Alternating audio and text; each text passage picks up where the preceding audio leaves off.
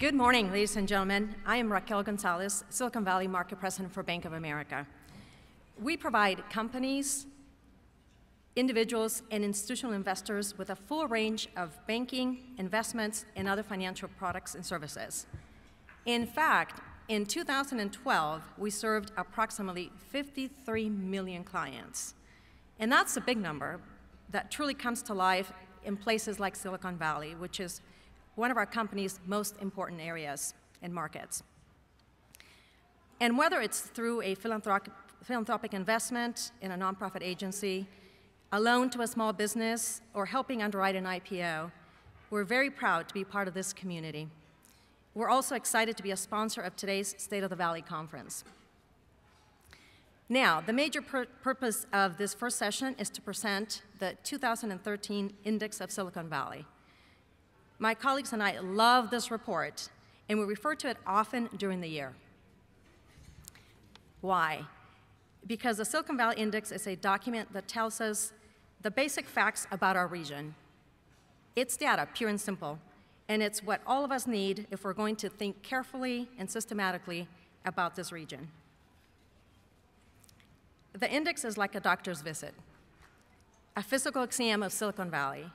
Joint Venture has done the complete workup on our region, and today we get to see the results.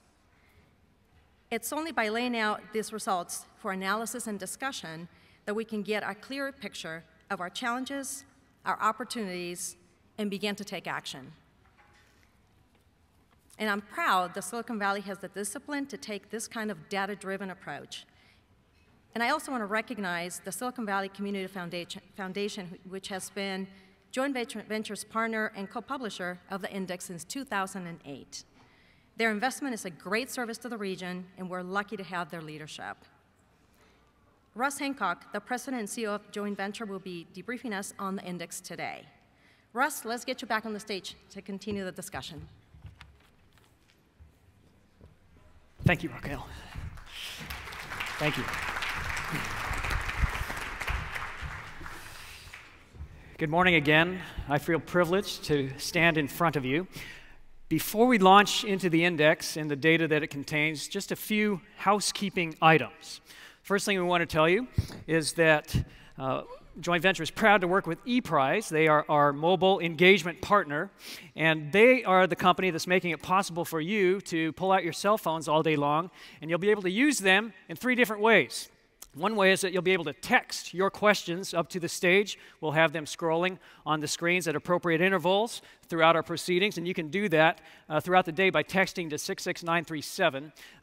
You'll have clear instructions on the screens. We're also going to have polls, a couple of polls throughout the day, and you'll be able to vote on the polls, also using your mobile device. And then finally, just for the fun of it, we have prizes that we'll be offering throughout the day. And let's just try out the system right now. Let's make sure it's working. So right now, we're going to give away 4 Sharks tickets. We're going to give those to the 25th person to text SJ Shark to 66937. That's how it works. So go crazy with that. You text SJ Shark, you text it to 66937. And then if you are the winner, your cell phone will have instructions about how you can claim your Sharks tickets. We also hope that you'll be tweeting and posting Facebook and all of that other stuff throughout the day. And of course, we have a Twitter feed set up and a hashtag, and this is it. It's SOV 2013. And we hope that you will enjoy being connected in a social media way throughout the day.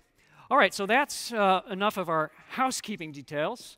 Now it's time to talk about the 2013 index and what it's telling us about Silicon Valley and the greater Bay Area. So the big question on everybody's minds is the economy growing? Are we moving up, down, or sideways? And most people are intensely interested in the question of growth, especially as it's associated with jobs. So let's get to that. Let's get right to that. In fact, it's one of the biggest headlines coming out of the index.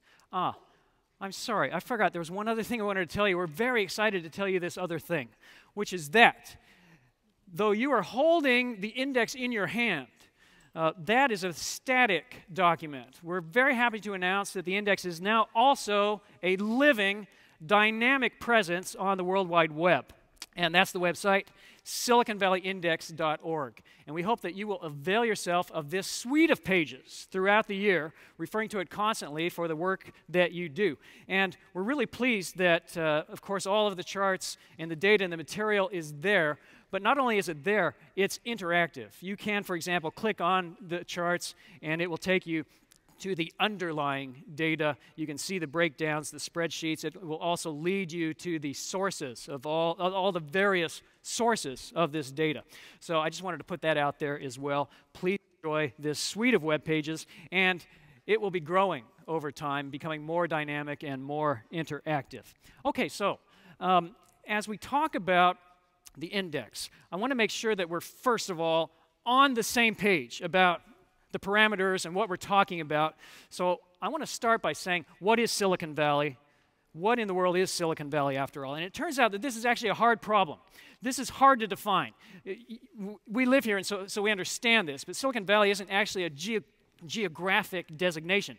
It's describing a phenomenon. It's describing a phenomenon of innovation and entrepreneurship and a technology-oriented economy. And yet, when push comes to shove, we have to figure out how to draw some lines on a map so that we know exactly what we're measuring. So in the index, we have drawn a big circle on this map, and it takes in 40 cities in parts of 4 different counties. That's how we're defining the region for the purpose of this exercise. Now, those definitions are always up for grabs, and we'll be talking some more about that today. But just so you know, what we're measuring today is a swath of territory that takes in about 1,800 square miles. So if Silicon Valley, defined this way, were a state, we'd be about the size of the state of Delaware. That's what we're talking about. If Silicon Valley was a state, in terms of our population, with 2.9 million people living here, that would rank us about number 32 out of the 50 American states. And we have less than 1% of the nation's population, and yet burgeoning shares of the nation's gross domestic product. One amazing thing about these 2.9 million people living here are that 36% were not born here. They were born some other place and came to Silicon Valley speaking languages other than English in their home, for example. It's part of the richness of our region, and definitely a thing to celebrate. As of December 31st, we have 1.38 million people in this workforce. What kind of a workforce is it? It's the nation's most highly educated. Almost half of this workforce have multiple college degrees. There's no other region that can make that kind of a claim. It's really quite remarkable. 17% of our workforce is actually working in science, engineering, technology-oriented jobs. Just to put that in perspective for you, the national average is less than 6%. So again, this is an extraordinary property for our region. Now, we're a prosperous region. The average income level across these 40 cities is in the range of $68,000. That's the per capita income. We'll talk about income more specifically in a bit. But again, we want to put this in context. The national average, income average, is in the 40s. 40s, 45, upward 46. And here's Silicon Valley averaging 68. This region that we've defined as these 40 cities produces 12.5% of all of the nation's patents, 50% of California patents, close to 50%. So again, these are the properties that we're talking about. All right, now, back to what I was saying earlier. The big question on everybody's minds is, are we growing? And what kind of job creation is going on out there? So I just want to get right to it, and there it is. That's the number. Let me tell you about this number. 92,000 jobs were added to the Bay Area over the past 12 months. 92,000 jobs. It's good news. Yeah, it's really good news. This is the entire Bay Area. This would be Silicon Valley. This would be the East Bay. It would be San Francisco. And in fact, it would be the 3 counties to the north. All of those created 92,000 jobs. Silicon Valley created 42,000 of those, nearly half. Are created right here in this region that I just defined for you. So that's what's happening. Now, we should put that number in context, 92,000. That's approaching the levels of employment that we saw during the dot-com period, the crazy dot-com period. At the peak of the dot-coms, the Bay Area generated 129,000 jobs. So we're starting to get into that territory. But what's interesting is that this has a very different feeling to it. We'll be talking about that throughout the day. The dot-com, of course, I characterize that as a period that was just crazy. It was, you know, a lot of hype, excessive hype, you could say, and it was just this gigantic spike that then came crashing down and was proven not to be fully sustainable. And during that period, it was exerting tremendous pressures on our region that we weren't sure how to deal with. Anyway, what's so interesting about this number is that we've been getting to it gradually, not in a spiky way, but in a gradual, incremental way. Let me show you how it works. This shows you what happens. In 2009, of course, we were in the height of the Great Recession, and Silicon Valley was actually the last region to succumb to that recession. We were actually creating jobs clear through the third quarter of 2008, but then in 2009, it caught up with us like it had with the rest of the world, and we were in negative territory. By 2010, we were positive again. We generated 20,000 jobs that year. Last year, we generated 42,000 jobs, and here in 2012, again, 42,000 jobs. It's 3 solid years of growth. It's 2 years in a row at that level, 40,000 jobs coming out of Silicon Valley as I defined it. Now, what's even more interesting is when you add San Francisco. And San Francisco is one of the biggest stories coming out of the index. We'll say more about that. Tremendous employment growth in the city and county to the north. Their numbers were 18,000 jobs over the last 12 months, and they're in these technology areas, social media and so forth.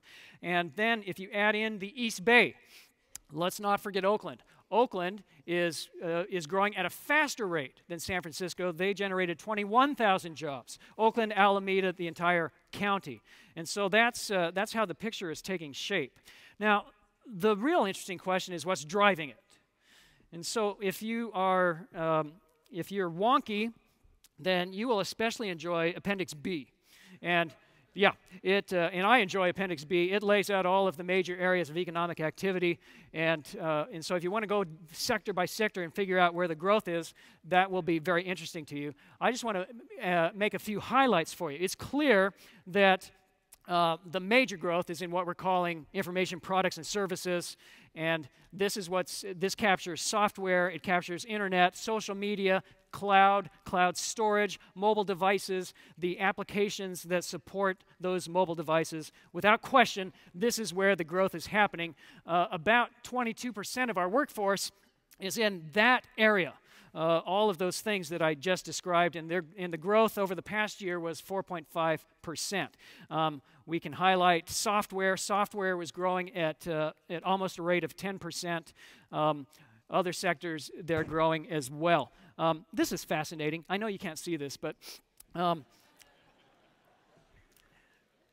one of those categories is IT repair services.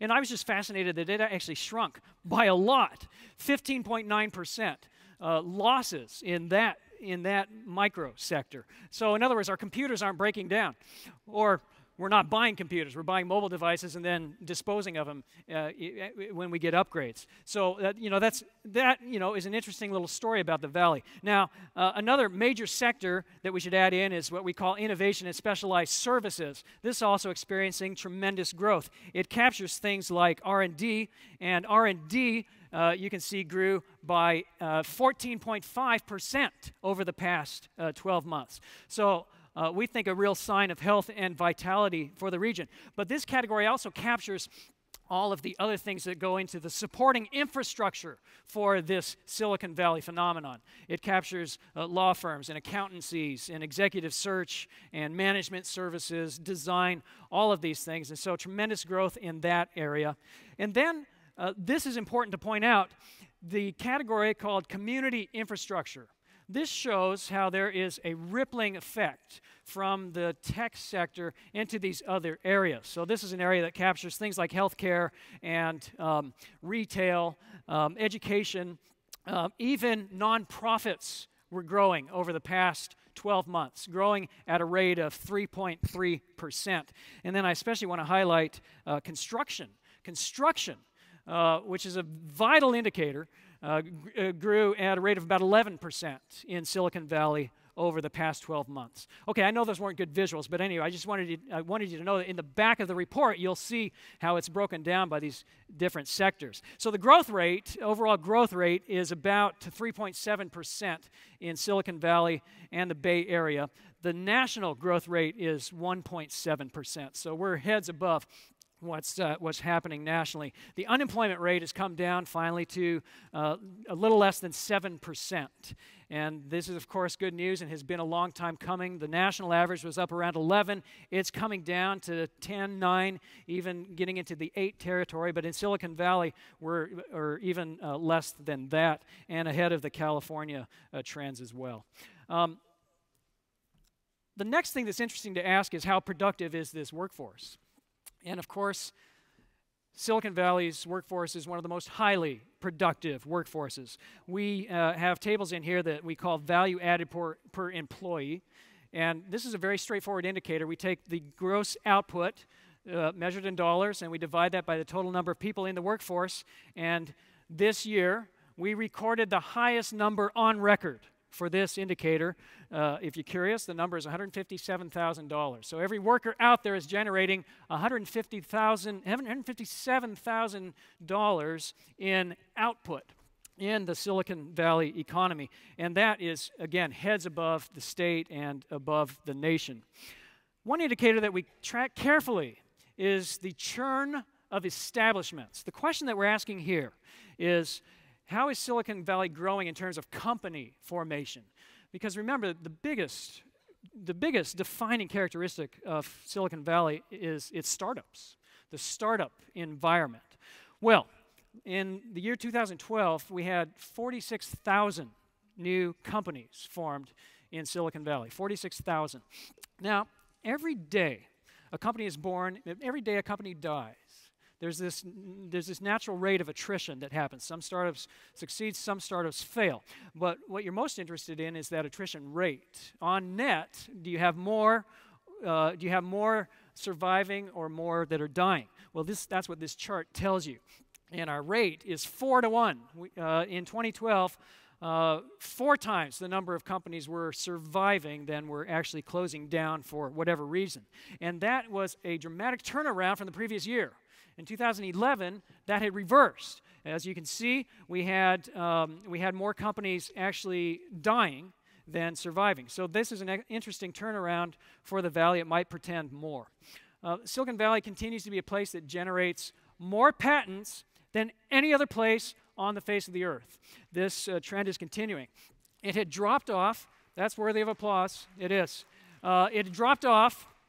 It dropped off there during the recessionary period, but we climbed back up again in 2009, again in 2010. This year, the raw number was 13,500 patents being generated out of this region. And by the way, it's no surprise that, or no coincidence certainly, that the United States government is locating a patent office now in Silicon Valley.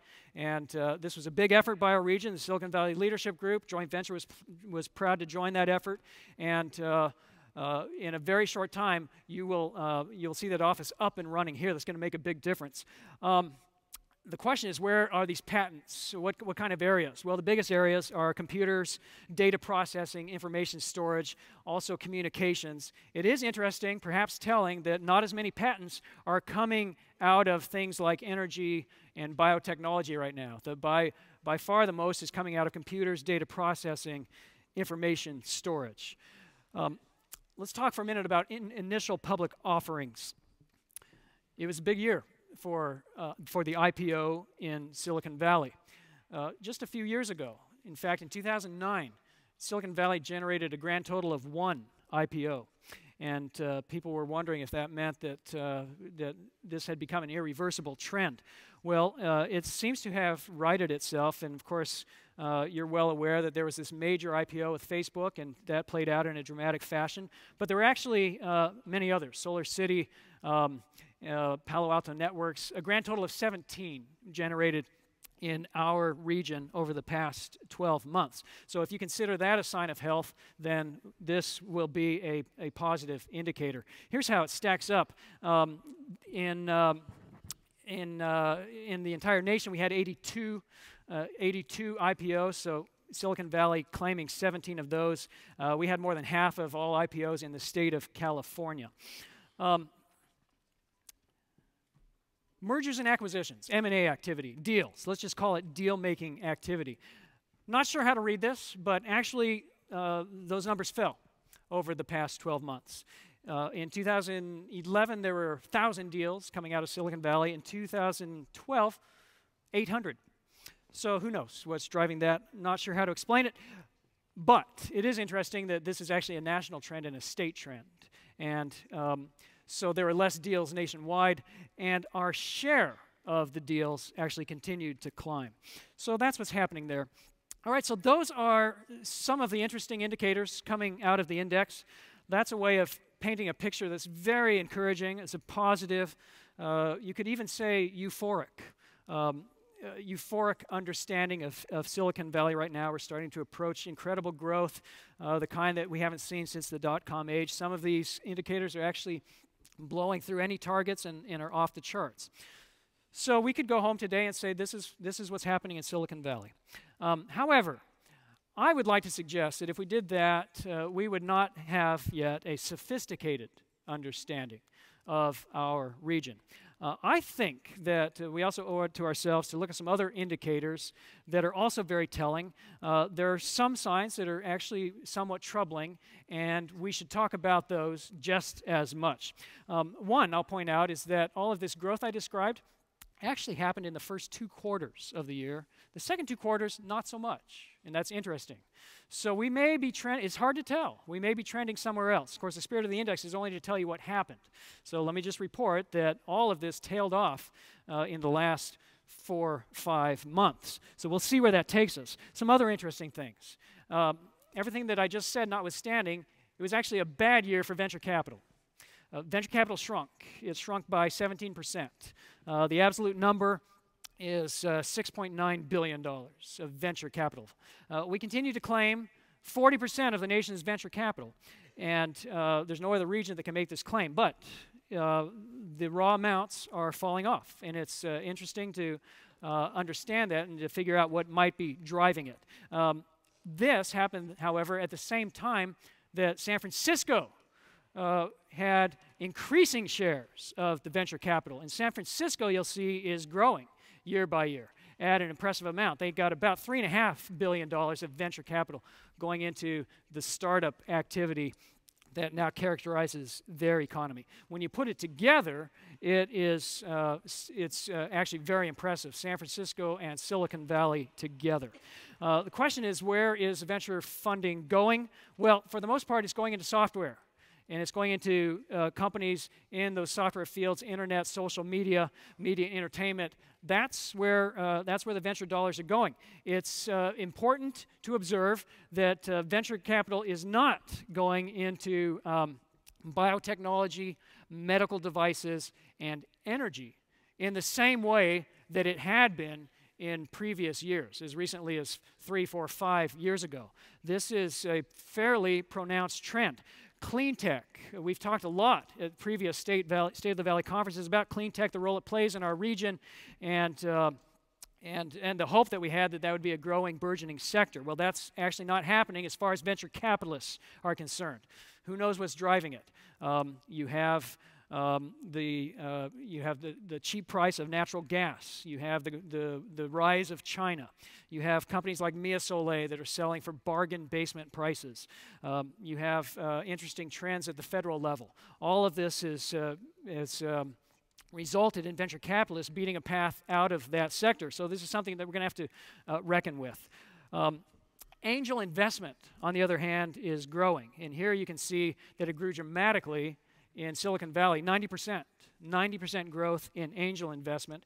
This is coming to be seen as as important as venture capital itself, especially now that A-round financing is becoming so difficult to obtain. It's a much higher bar for that kind of financing. So we have angel investors stepping in. If you add in angel investment going into San Francisco, then it's even more dramatic. You can see tremendous trends there. What we haven't figured out how to measure yet is crowdsourcing, crowdfunding, and future indexes, we're going to have to figure out how to report on that, because that too is becoming a very important indicator for the innovation sector. All right, I want to talk for a bit about real per capita income and other income measures, because this is important. This is how you measure the overall health of a region and its community. Well, per capita income is growing. You could say that it's trending positive. You can see this, and of course, it's comparing us to the state and the nation, and we're heads above, and the trend is in that upward northeasterly direction. That, however, is per capita income. If we only look at per capita, we're not fully understanding the picture, and that's why I want to show you this chart. We think median income is probably a better measure of economic health, and that gives us a different picture altogether. Now remember, per capita is an average. So all the people, all the money divided by all the people. Median is you find that breaking point. Median income is where half the people are making more than that amount and half the people are making less than that amount. So the median income in Silicon Valley right now is $87,000. That's $87,000 in annual salary. That's our breaking point. And that figure, ladies and gentlemen, is falling and has been falling for now 4 years running. It's falling. So this is what's interesting. We have, of course, a lot of very high earners in this valley. But what we also have are a lot of very low earners. And this catches people by surprise. A lot of people don't understand this. We are actually experiencing in Silicon Valley a hollowing out of the middle class. And this chart shows it pretty dramatically. In Silicon Valley right now, households that are earning more than $100,000 account for 43% of the total population out there. And that portion of our population actually shrunk by 1% over the past 12 months. The proportion of people, of households that are earning $35,000 or less, actually grew by 2 percentage points. That now accounts for 20% of all households out there. $35,000. You know that's pretty difficult to live on that in a place like Silicon Valley with the highest cost in the nation. So that's what's happening. And then you can see that that middle segment is shrinking and has been shrinking now consistently for about 4 years to the point where it's now 37% of all households out there. That's a very interesting finding for economists, for people that think about health of community.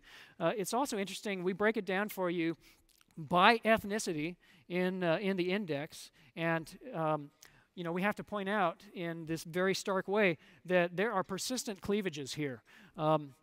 Anglos, Asians are seeing income growth. African American, Hispanic are seeing their incomes shrink. You're seeing declining incomes. That's what you're seeing over a 6-year time period there that we've charted on that particular graph. So this is something that we have to reckon with as a community and as a society. Here's a chart that shows you food stamp participation. And this number continues to grow. It's now 5%. 5% of the Silicon Valley population has enrolled in federal food stamp programs, and that's a number that's growing consistently every year for about 5 or 6 years. So it really is like we're two valleys. We're a valley of haves and we're a valley of have-nots, and so as we think about policies and other issues, this is something that we have to think about. Now, here's another indicator that I think we have to reckon with. And that is that even despite this prodigious growth that I was describing for you, an economy that's firing on all of its cylinders, it is not translating into any gains in the public sector. In fact, at the same time that the growth is happening, the public sector is shrinking. It's ironic. It actually doesn't stand to reason. And yet, there it is. We do, in fact, have a tax system that doesn't track with this 21st century economy that we created in Silicon Valley. And of course, we also have a public sector that is, let's face it, they're funding not one workforce, but two workforces.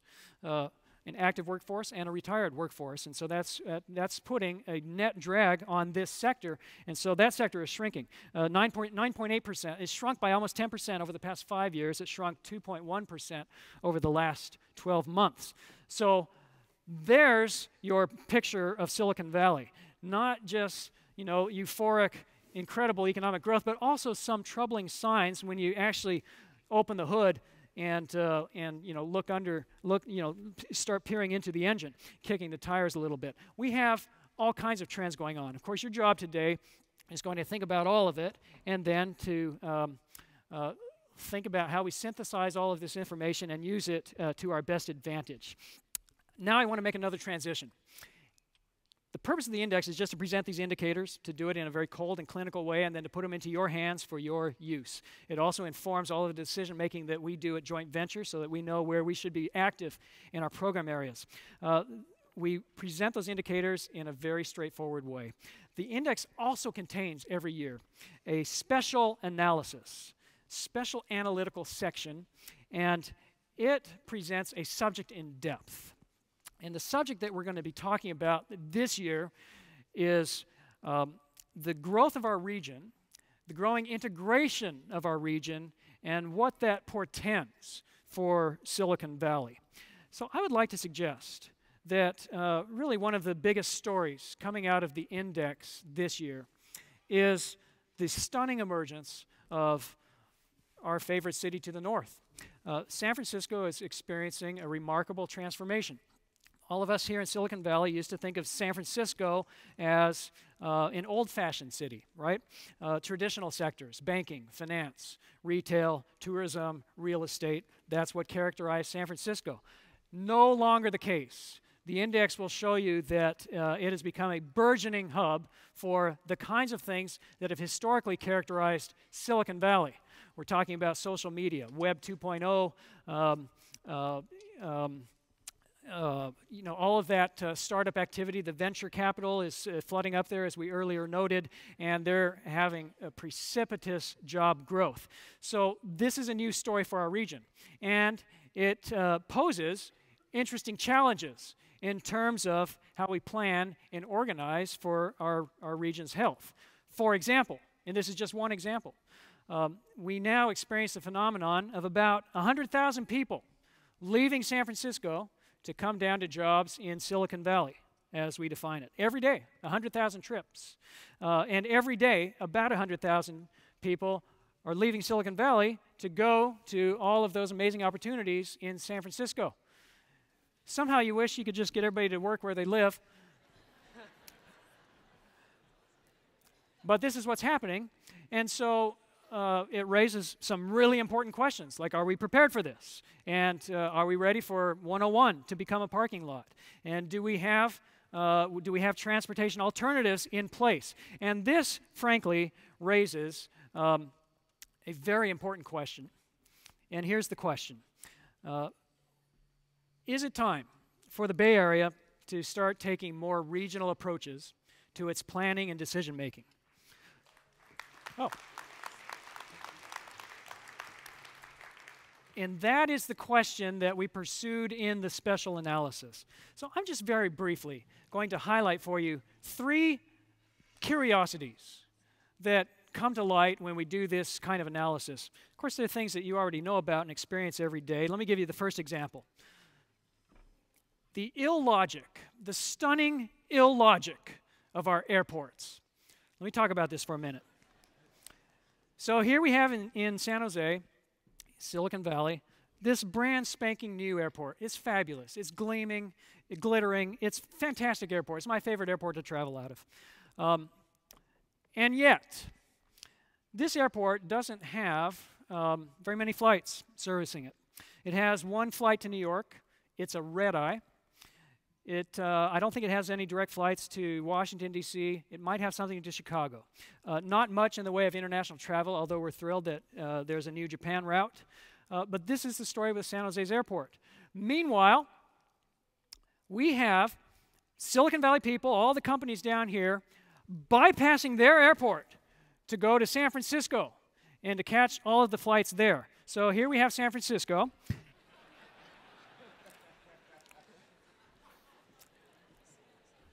This is a bright summer day in San Francisco. Yeah. Now, honestly, I love the San Francisco airport. We all do. It's a great airport. It's professionally managed. John Martin, a good friend. But here's what's amazing. John Martin, the director of the airport, will tell you that he's not happy with the state of affairs. He wishes that he could distribute his flights to the other airports. That he wishes he could put more in San Jose and more in Oakland. Have the local flights coming out of those airports and the international flights coming out of his airport. That would make more sense. SFO, by the way, it leads the nation in terms of delays. And it's not its fault, it's the weather, which they can't control. Fog-based delays. So this is the illogic. All these people working in Silicon Valley, but they bypass their own airport to go to San Francisco. It doesn't make sense. Anybody from a planning standpoint would tell you, it doesn't make sense. Why can't we fix that? Well, we can. The only thing stopping us is ourselves. Now, it's complicated, grant you that. There's federal players involved. The airlines also have a mind of their own. But this problem could be fixed if we were to make it a priority, and perhaps if we had a regional body that was vested with some authority in areas like this. Let me tell you the next example. This is a picture that I took myself. I was giving a talk. I was invited to speak in Enschede in the Netherlands. Interestingly enough, I was talking about this. I was talking about Silicon Valley. They want to know how they can emulate what Silicon Valley does. So anyway, I was giving a talk there, and when I was done, I got onto this train, and I rode for it at a very high speed to the Amsterdam airport. It was a seamless connection. I hopped on my plane, and I landed in Silicon Valley. So anyway, that's train travel in Europe. It's fabulous. It's absolutely fabulous. Seamless, easy, comfortable. So that's the European experience. So I land at San Jose, my favorite airport. My wife says, would you like me to pick you up? And I said, oh, no. I'm going to take the train. And I love the train. I'm a Caltrain rider. I'm a big booster of Caltrain. I love what they do for our region. We vitally need Caltrain. Well, anyway, if this is train travel in Europe, this is train travel in Silicon Valley. I took that picture myself. That's the Santa Clara station. Now, this station was built in 1863. Abraham Lincoln was the president. That's how we do train travel. And, by the way, I couldn't get there easily from the airport. I had to get on a bus, and then I had to get on another one. And then I had to wait on the platform for quite a while. And again, no fault of Caltrain. They're fabulous. I mean, they run terrific service. But anyway, this is the state of affairs of train travel in the Bay Area. No direct links to our airport and all the rest. By the way, we have not one train service in the Bay Area, but we have four. We have four: BART, ACE trains, the VTA, Light Rail, and Caltrain. They are, of course, providing good service, but I want to suggest that they are also a monument to dysfunction. And the reason I say that is because they were all planned independently, and they don't link up. And even if you wanted to link up, even if there was an overarching body in place that wanted to integrate these systems, you cannot do it because they're different gauges. And this is why I say we are a showcase of dysfunction as a region when it comes to this kind of planning and decision making. Well, here's the last thing before I get off this stage. A third area, if you don't think those two are serious enough, it would be sea level rise. And here's a chart that shows you what's happening with sea level rise, observed sea level rise in the San Francisco Bay over the past 100 years. And it rose by about 19 centimeters. That would be about 6 feet. This is observed data. We have a situation. In fact, this trend is increasing in our century. It's rising at a faster rate. So here is what the San Francisco Bay looked like in 1849. Here is what it is projected to look like in 2100. It's interesting. The bay was bigger then. We have developed around. We've done fill. It looks like we're slated for the bay to go right back to its old footprint by the year 2100. And let's zoom you in on Silicon Valley. All of that blue section is forecast to be underwater. However, there's some companies that happen to be located right there. Companies like Google, Microsoft, Juniper Networks, Yahoo, Bloom Energy, Oracle, they're all right there. We have a situation. this is an interesting situation. Don't forget, by the way, that Silicon Valley is below sea level. We are living below sea level. Remember that all of the mounds out there that you see that were built for the salt ponds, they were not engineered. They're just mounds. That's all they are. They're dirt mounds. They were made for salt harvesting. In a seismic event, combine a seismic event with a big storm like a Pineapple Express coming in, we will be inundated. That's what we're facing. So the question is, are we prepared to deal with challenges such as that? Sea level rise is not something you can do on a city-by-city basis. It won't work. Sea level does not respect city boundaries. It seems like there's probably an opportunity here for some overarching structure to step in and really tackle the kinds of tough decisions that we're going to have to be making in Silicon Valley, lest we look like this. So, ladies and gentlemen, that's the question that's being posed by the special analysis, and it's the question that we're going to take up now for the rest of this morning session. That's what our keynote speaker is going to be talking about, and it's what our panelists are going to be talking about. But now it's time for the first poll. We would like to pose this question for our poll taking. So, grab your handhelds, and that's the question. Is it time for the Bay Area to step up its regional governance? And you can text yes or no, or undecided, that's fine. And you text it to 66937. And we're going to hear a number from the band while you take the poll, and then we're going to get our keynote speaker up.